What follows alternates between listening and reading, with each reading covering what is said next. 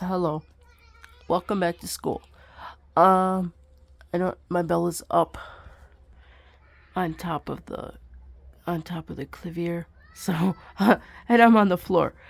Um, we are looking at my piano technique books, which really have not seen very much daylight in a long time. Um, so I was talking with um my organ I want to say my organ professor, but no. Well, technically he does know more than I do, so he could be a professor. I don't know. But yeah, so I was talking with him at our um organ spiel.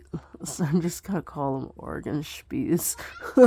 um, so I talked with him. I says, "So do you think I should be working on scales and stuff like that?"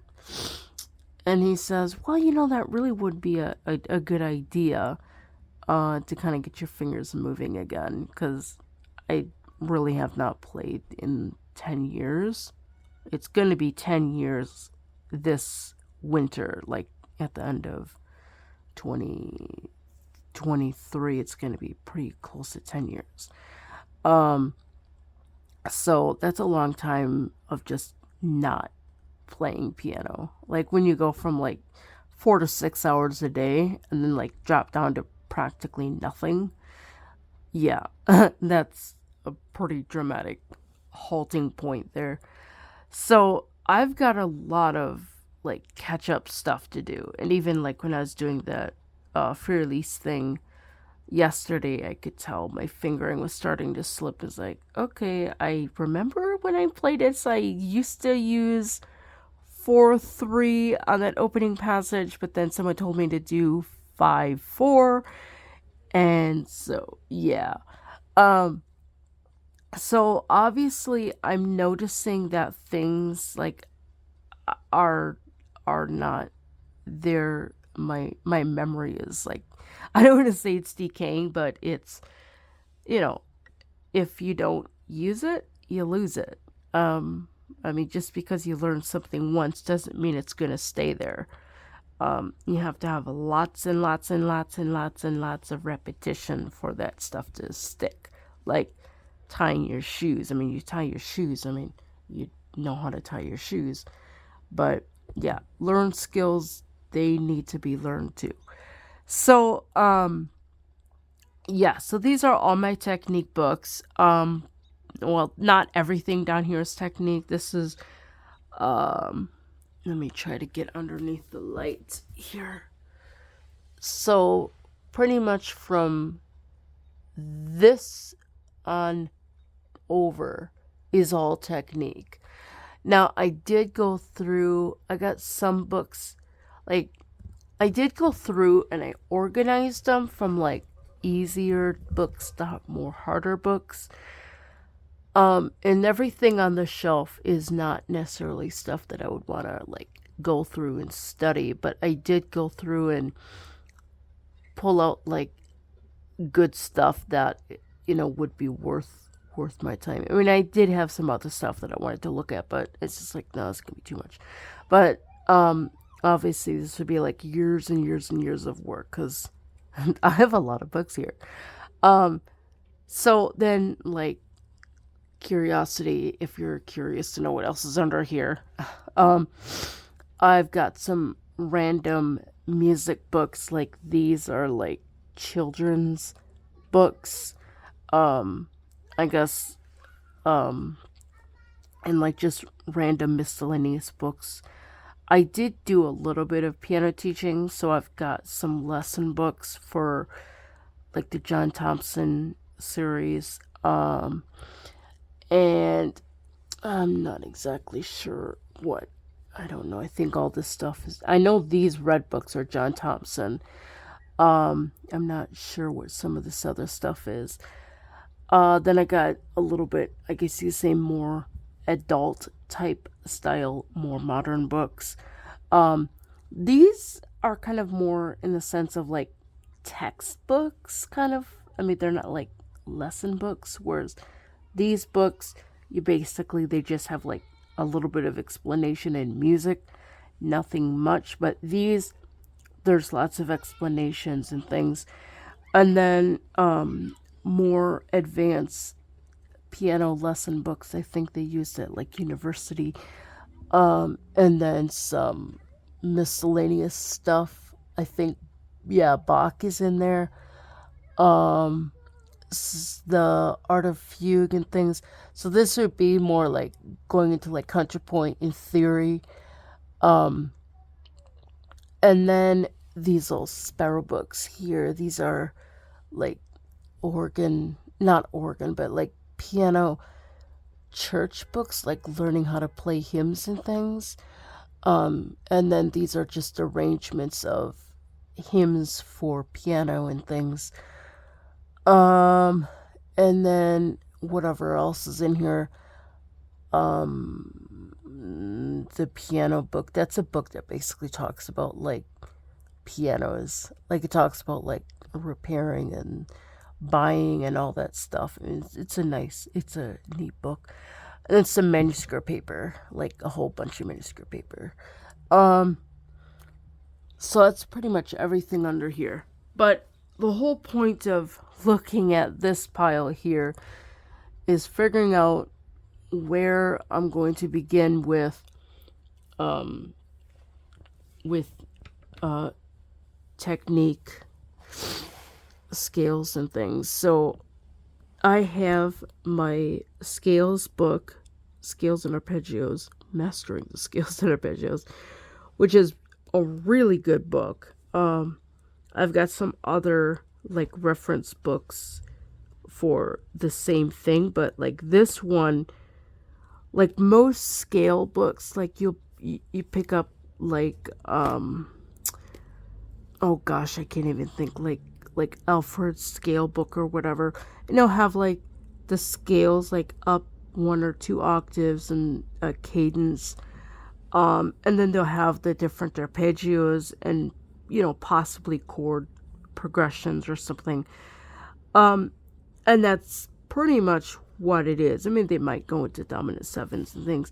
This book has like, this is like graduate level type.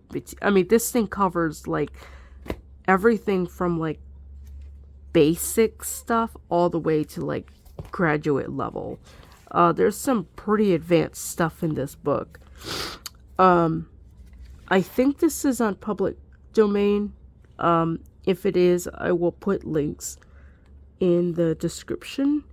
So basically, what I did when I was at university and I was in my funk state, that's what I call it. Like after that falling out with the piano professor, I just sort of like withdrew and just did my own thing because, I broke this up into 5, at least 5. Really, there are 6 because there's a section that's not highlighted, but because I didn't know what to call it, I just left it blank. But there's 5 different colorings here for 5 different phases of going through and studying this book. And I went through and highlighted pretty much all the material that one would study throughout studying this book. And it does kind of jump around, which, I mean, I guess is the nature of whatever it is. So there's like this preparatory thing where there's preparatory phase 1, and that goes up to phase 1 to phase 4. So the preparatory stuff is pretty simple. They got like there's like a history of the scale, and then it goes into these different lessons that they're like reading lessons. It basically talks about like learning the key signatures, memorizing the key signatures before you actually learn the scale, which I am totally 100% in agree with. Because once you learn the key signatures, you don't really have to think all that much about the black keys or whatever. But yeah, so this thing here is basically like a preparatory thing to introduce memorizing the key signatures for the different scales. So like here you would play this little excerpt, and as you're playing this, you would be reciting to yourself, C major, no sharps, C major, no sharps. And I'm assuming you would do this in rhythm, so this would be like C major, no sharps, C major, no sharps, up and down the scale. And you would do this.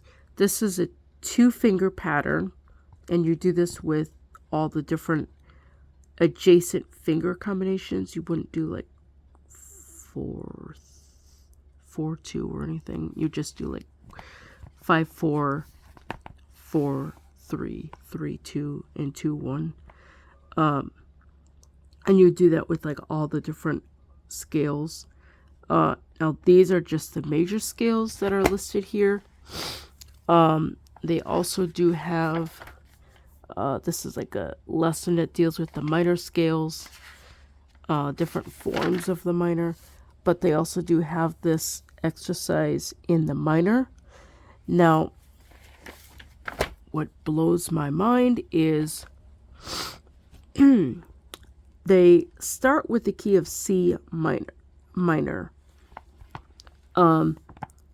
If I were to go through this, I would just start with the key of A minor, because then you're learning the relationship between the C major and the A minor key signatures. I forget if they're parallel or whatever the other. There's like the parallel key, and then there's some other key. I forget what it is. I want to say melodic, but that's not right. But yeah, so the relative. There's a parallel and the relative key signatures, and I always forget which one is what, so I'd have to learn that. But I would start with like C major and A minor because they share the same key signature. And I think that is relative, if I remember correctly, but I could be wrong. So then you'd go down and you'd go through all of these, and then you would, once you get to the bottom, you would circle up and do the top part of the page, and you would end with D minor. Yes, that's right, these are minor scales. You'd end with D minor. The other thing, I guess, if you wanted to go by fourths, you could do that too. So I guess either or. So this would be like preparatory stuff, and then you'd have like, there's not finger drills, but like thumb passing, like passing of the thumb, which would probably be a good thing for me to work on because I haven't done this in forever. And then these are the scales in 1 octave formats with, I think this is a 1, 4, 5, 7, 1 progression, if I remember correctly. Not horribly sure, but either way, this is just like, again, you're just learning. This is like just getting the fingering down for the scales, like just being able to play the scale and play this little progression at the end, because chords are important. And once you do that, and these are broken up into like different, I guess, classes based on like the fingering, I guess. I don't know. So I guess I'll learn that when I actually go through and learn these. Once you get done with the preparatory work, then you move on to like the yellow and the orange section. So this will be like phase 1, phase 2. And these are your more standard scales. So these are parallel and these are contrary. Octaves, thirds, and these are in octave thirds. And then sixes are up here. At university, we had to do the tens, but if you just take the third and you move your left hand or your right hand up an octave, you'll basically get the tens. So, I mean, they really didn't need to write that out, just fine by me. So if I were to go through this, I would do all of the yellow stuff first. And the yellow stuff, like all of this section here, it's just the scales. After you get through this section with the scales, there is arpeggios or something like that. Let me see if I could find them. Not exactly sure. I haven't gone through this in forever. Okay, so these are the octaves. At university, we had to do the scales in double octaves, which were not my forte. So the double octaves is in the yellow section. I got pages that are kind of falling apart, which is really sad, but I guess that's what happens when you have a book that you used a lot. These are really arpeggios, but they're basically like they're the building blocks of the arpeggio. You play the chord, and then you take that and you break it up, and you just repeat that. You just repeat it, make sure that you got your fingering right. And again, this is first position. I don't know why they call this first and not root, but either or. So you go through that, and then these look like your broken arpeggios or something like that. So then you would, I would have to learn this stuff. And I think somewhere in here they do have, like, I don't want to say real arpeggios, that these are not real arpeggios. Oh, they do have the arpeggios in here. They're right here. Okay, so you got all this preparatory stuff. Like, all this stuff is preparatory. And then these are the arpeggios that you play up and down the keyboard. This is just, I think, 1 octave or 2 octaves. This is really funny. That's a dead bug. I don't know how or where that got on there, but yeah. I'm like 100% sure that's a dead bug. At one point, it was a dead bug. So, yeah. I don't know why, but I will always remember that. So then after, yeah, so that's your basic arpeggios. These, I don't know what these are. I guess this is going through my scales book to see exactly what punishments to get to experience in the coming weeks and months. These are different forms. Arpeggios in the key of C. So this is descending, which is interesting. But I guess they got the ascending on the other pages. So these are different forms of the arpeggios, and again, it looks like they just like do different patterns, I guess, and I broke them up accordingly. And they got like more advanced stuff in here, which I'm not really sure. Let me see what else is in this bag. I think these are the dominant 7th arpeggios. And then I think at the end, these might be diminished 7 arpeggios. I'm not sure. I haven't really looked through it. But they got the scales and arpeggios in here in like a lot of different forms.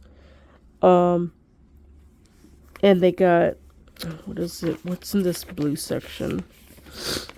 The blue section is, okay, the blue section looks like they're octaves, like more advanced octaves or something. Yeah. And then, yeah, there's just all kinds of stuff in this book. It will I mean, as far as like piano technique, it covers a lot, which is why I like it, and it's not really that thick, and I think it's in public domain. And the other book that I'm thinking on about going through is, before I move on to Hanon, because there's a lot of stuff in here, like a lot of stuff to kind of keep track of. When I was at university, I gotta pull these over. I made this. Well, so what I did was I went through this book, and as I was marking them up, I was making this. And basically, move the cover. This is a checkoff book for all the different exercises, basically, that you're learning, or I'm learning, because, yeah. Unless you want to learn with me. That's always fun. Camaraderie or something? I don't know. So, I got, like, basic introductory stuff. So, going through and reading the lessons, which basically talks about the history and the keys, scales, and things. And then, like, here, this is, like, phase 1. So, this is the yellow section. So this is everything that I have marked in the yellow. And then phase 2 is pretty much the same thing, except these are in contrary motion. This is all in similar motion. In addition, I added the dominant 7ths, which are really important. The dominant 7ths are very important. And so then in phase 3, it has more advanced things with the scales and arpeggios. And then phase 4 is like, it has all of that. And then at the end, I guess I didn't know what to call it, so I just called it the appendix. Well, wherever that is, I don't know what happened to it. There it is. Okay. So that's the appendix, and it covers the diminished 7, which some of the stuff isn't marked in the book, like the diminished chords and things. Basically, I just came up with that on my own because I do find that doing the chord before you actually break it up is important, because then you learn the actual fingering and stuff, the shape of the different parts of the different chords you're playing. And then there's like a little introduction stuff I, borrowed from, learned from university. There's a little grading scale thing here. Basically, like, I don't know, this work is satisfactory or this work is not satisfactory. Yeah, so these are my different grading scales. So 5 is like really good, 1 is not very good, which I think everything might be at like a 1, or maybe a 2 if I give myself a little chance. So yeah, and so basically, there's a little bit of reading, and then there's a what is it? The octaves, like there's a single octave scale book, or the single octave scales. I made a checklist for that, and basically this is a whole format of the whole book. There's pages for learning, which has all of the keys, and it's got your left hand and your right hand. And then here are a bunch of tick boxes where you could just tick off or date how progress is. And, making stuff like this is pretty simple. And then this would, like, the rest of this book or the rest of this volume is pretty much all of phase 1. So it covers all of that. And then I have a book for phase 2, which covers all of that. And then a book for phase 3, which covers all of that. And phase 4 is like really thick. I gotta see here. So this is phase 4, which covers all of that. Pause and read at your own leisure. And then this is the appendix, which covers all of that. Again, pause and read at your own leisure. And pretty much all of this stuff that I marked in those books are in this scales book, or else it can be derived from the scales book. So, like I said, if I were to go through, which if is not if, it's when I start this, I'll probably start with the green stuff, give myself a little bit of time to kind of get back into this whole technique scale thing, because this is like, and I don't want to say it's like, it's serious, but it's serious. So next book that I'm looking at going through is Hanon. I was thinking about going through Schmidt, the Opus 16. But I was thinking about that, and I thought, well, Schmidt is, the exercises are shorter. I think it's just like you're just repeating a couple measures like 20 times or something. But the thing with Hanon is you're actually going up and down the keyboard, so you're actually doing something. You're going somewhere, which is probably what I would like to kind of get the experience of going, is just going somewhere. And plus when I was working through this on my own, pre-university, I got up to like, I think 7 or 8 or 9, somewhere around there. And these are like, they're not really that difficult. I mean, they're really easy to memorize. In fact, somewhere what I did was I just wrote out the first measure of all of these exercises on a piece of manuscript paper. Because like once you know the first measure, you don't really need the rest of the book. So yeah, well, you will need, I should say, you will need the rest of the book to study everything else that's in here. But as far as these first, 30 exercises or 20 exercises, how many are in here? You won't need the book because it's just a pattern that repeats itself. There's a bunch of finger notes in here. Some of it's from university. I don't know. I found this thing up here where basically it says, your technique should be a little bit above your repertoire.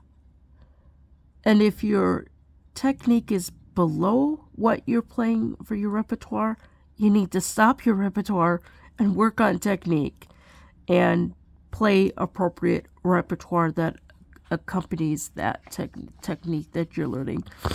I don't know if I got that from a YouTube or if I got that from a university. I don't know. I may have got that from university. This pyramid thing here, I know I got that from university because my piano teacher, professor, he says, just like you wake up and brush your teeth and take a shower and get dressed and all that other stuff, you do your technique, you do your quarto, you do your scales, you do your whatever regime you're working through. So, yeah. And then some more just random stuff. I got notes from a couple different people.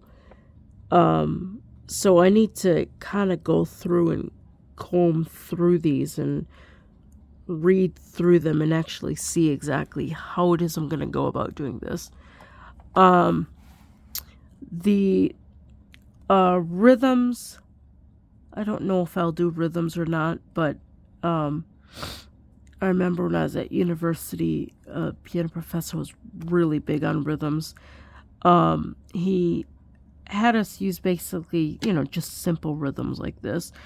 One of the books we used at university was Quarto Rational Principles of Pianoforte Technique or something like that. And that book came with a piece of paper that has like different finger combination rhythms and transposition charts and all kinds of, it's a two-sided thing. I had that laminated because I knew I was going to be referring to it a lot. That's where these rhythms came from. And there's a whole lot there's more rhythms that you could do. These chord progressions are just stuff I came up with on my own. I like the idea of, after I learned about the concept of transposing Hanon into all the different keys, I came up with my own chord progression. Whether or not if I have them notated correctly is beyond me because I don't know. And this thing here, there's a note about finger articulation. I remember I got this from university here, this little note here. For 1 to 2 notes per beat or per click, if this is using the single beat method, you want to, I guess he says you got to have like high fingers. I don't know why, but yeah. But if you get into like 3 and 4 notes per click, you need to like use less, like your fingers need to just be like super light. I never really did get that. So in looking, I don't know. Again, I got more notes are all over this thing. I have notes all over. I mean, again, just from different people, just trying to put things together. These metronome marks, these were all in single beat. This is a click, that's a click, click, click. When I go through this again, I will definitely be using the whole beat. So this would be click, click, click, click. So it's gonna be four metronome ticks to a measure, to cover the 1 and 2 and basically. More notes at the bottom. Yeah, I'm gonna have a lot of reading and catching up to do. Let's see. I think the only thing I just have another metronome scale. So these in chord progressions, Yeah, and that's the other thing. I'll have to relearn how to do the chord progressions again. So this is going to more than likely be another element that I will need to add in the back. I want to mention this. More reading there. I don't know what that is. I guess I'll read it when I watch the video again later. I don't know. In the back, because there's no table of contents, I threw in a table of contents and just taped it in here. I also, because I love check boxes, I created a checklist for all the different exercises in this book. Now, these are not transposed. Excuse me. These are not these are not transposed. These are just the exercise number with different metronome markings. Some of these do have extra squares.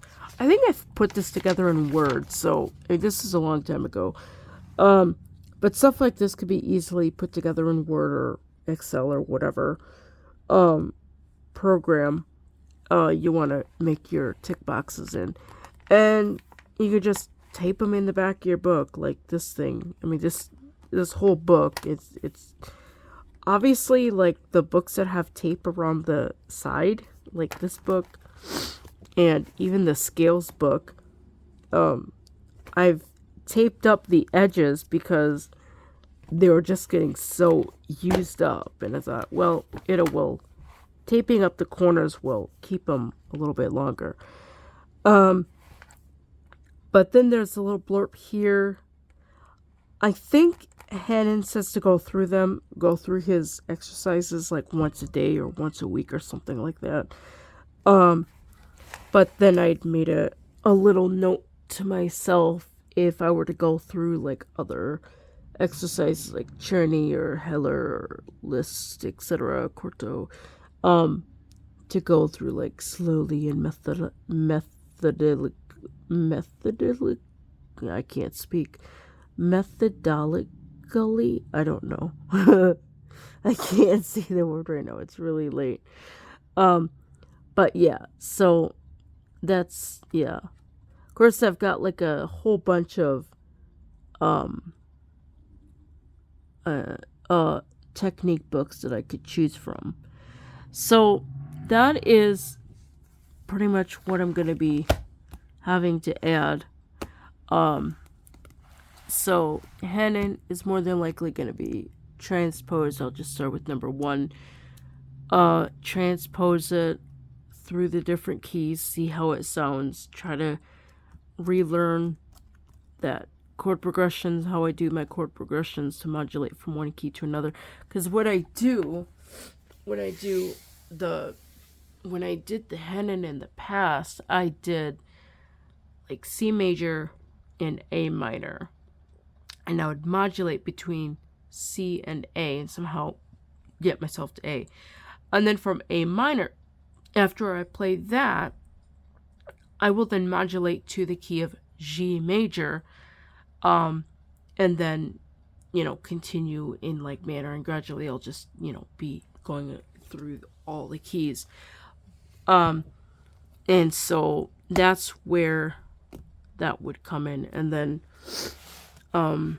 obviously, like the scales book is just what it is. It's a book of scales and arpeggios and chords and all that stuff. So, I'm gonna have to figure out how and when and just how to actually just go about doing this. I don't know how to say it. It's like it kind of sucks because I haven't done this in like a really long time, and it kind of feels like I'm back at that beginning stage again where you don't want to do it, but you have to do it.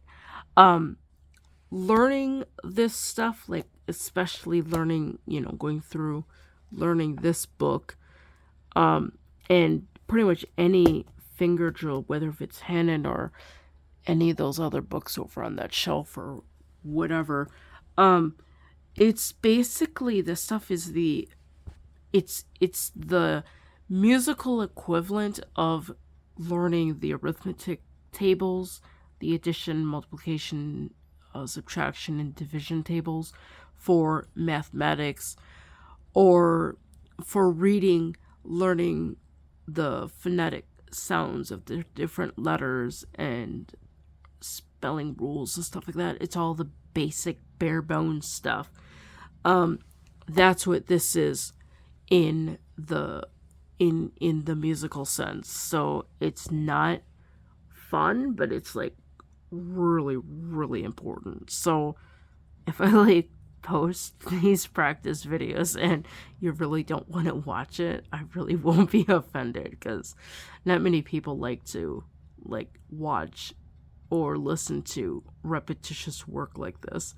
But yeah, I'm thinking what I'll probably do is post practice, like technique, clavier technique videos separate from the actual repertoire, like that thing or whatever it is that I'm learning. This thing here, like this would be its own video, and these would be its own video or something. I don't know. So I have not looked at this since Thursday, because I've been dreading about this stuff. So I think I might, just for giggles, post a video just running through the basic stuff, like number 1 in here, maybe like one of those 2 note scale things, and just kind of see how it goes. And then I don't know, maybe tomorrow I'll have to work more on the piece of music and get that last section memorized. And of course, getting the tempo faster, because every teacher wants their student to play faster.